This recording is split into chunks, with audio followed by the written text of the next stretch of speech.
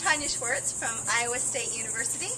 I'm Aaron Reedy, a high school biology teacher from Chicago, Illinois, Kelly High School. And I'm Dan Warner. I'm a biologist at Iowa State University. And we're here in Florida at Tomoka State Park, and we're going to do some research on the Anolis lizard out on these Spoil Islands, right up there. So we're going to canoe out there, and we'll tell you more about it. All right, they're going to canoe out to the island.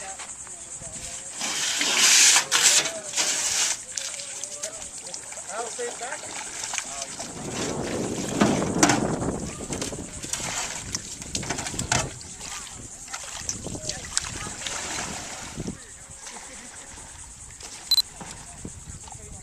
So what are you guys doing research on here?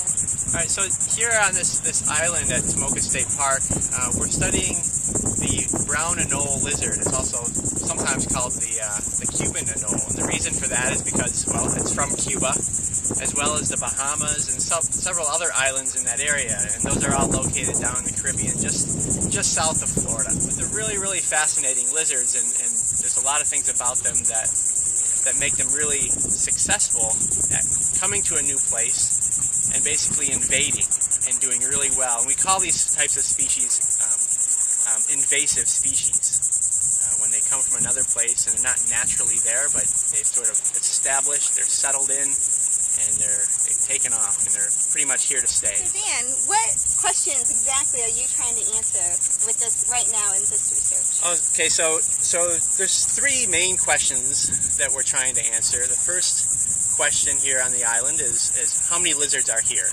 What's the population size? How many lizards?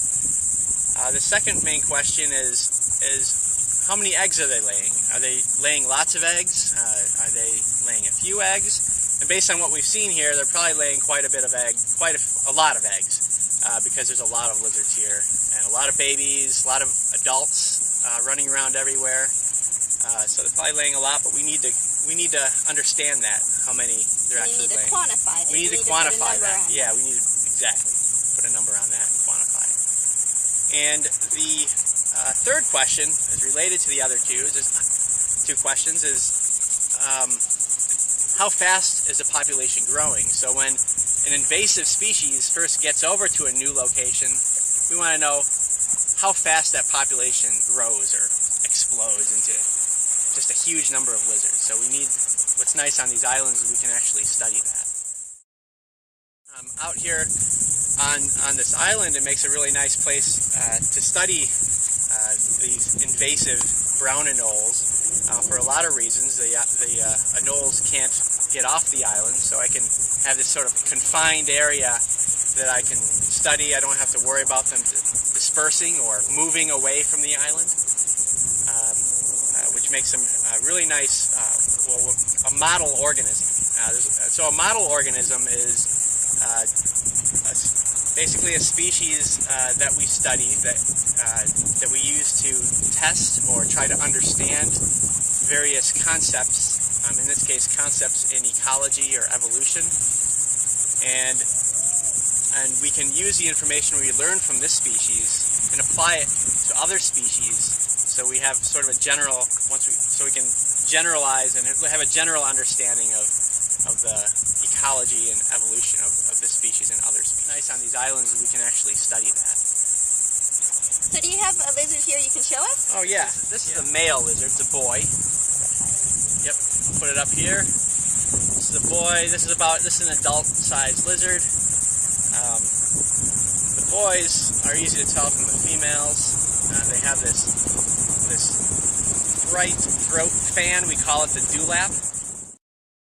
They use that dewlap, they flare it out, it kind of comes out, and it goes back in, it comes out of the throat, and they use that to communicate, to talk to one another, basically. They use it when males are fighting over territories, they use it when they're trying to attract a female, makes them look really attractive. Here, to learn about these lizards are to go around the island and try to catch as many as we can. And Aaron will explain that. And the way that we've been catching these lizards is, well, first of all, we spend a lot of time because they're kind of hard to see at first and they're very fast, but we have a special tool to help us out. We use this, what we call a lizard noose, and it kind of works like a little lasso, kind of like a rodeo cowboy would use. And what we do is we sneak up very quietly on the anoles, and we try to just put this lasso right around their neck. And when we have it right around their neck, then we pull it tight really quickly, and then we've caught the lizard, and we get it in our hand as fast as we can, and we get it into a bag. Yep. And we keep Bag them like in this. cloth bags like that. And then we take them back to weigh them and to measure them and to look at the size of their dewlap. And then we put a number on them. Like, I don't know if you can see the number in there. So I'll turn them around.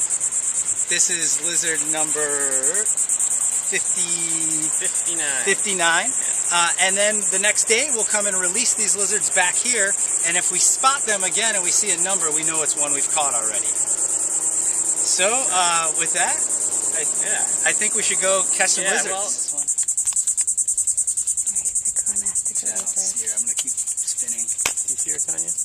Oh no, I lost track. I was videotaping you guys. Oh, there she is, there she is. See if I can grab her. Okay, go from there.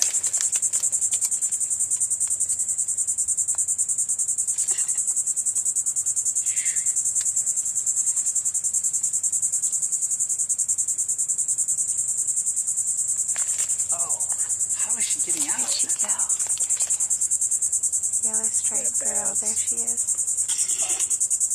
She moved. She's still there.